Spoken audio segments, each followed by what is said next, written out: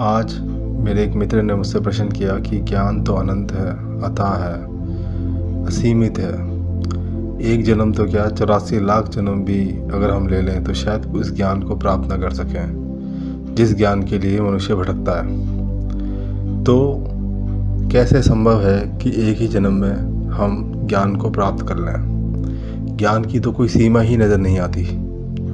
जितना ढूंढो, जितना जानो, जितना समझो, वे सब असीमित है, अनंत है, कोई सीमा नहीं है इसकी। तो ऐसा अनंत ज्ञान को भला कैसे प्राप्त किया जा सकता है? अपने मित्र की बात सुनने के बाद जो मेरे अंतःकरण में जो प्रेरणा है वह मैं आपके सामने रखता हूँ। और मैंने अपने मित्र से कहा कि आप ये कह रहे हैं कि ज्ञान अनंत है। जिसे आप ज्ञान कह रहे हैं वो ज्ञान नहीं है, वास्तविकता में वह जानकारी है। आप इस जगत की सभी वस्तुओं की जानकारियों को प्राप्त करने में लगे हुए हैं। आप हर चीज़ को जानने में लगे हुए हैं।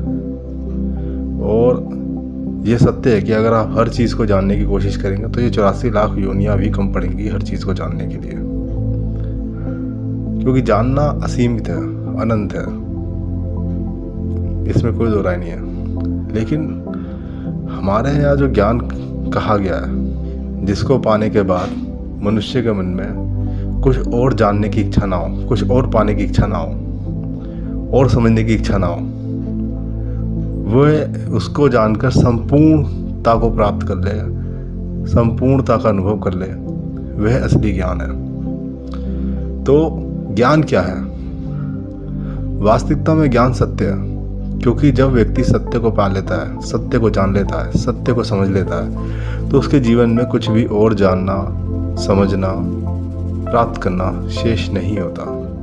वह सिर्फ उस सत्य को अपने जीवन में धारण करके हमेशा जीने की कोशिश करता है या जीता है।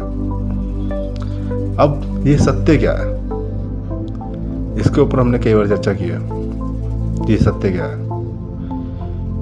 लेकिन जिस अर्थ में मेरे मित्र मुझसे पूछना चाहते थे, शास्त्र अनुसार, शास्त्र सम्मत, जो सनातन से निकला हुआ सत्य है, वह सत्य सिर्फ इतना सा है कि ये ब्रह्म सत्य है, जगत मिथ्या है।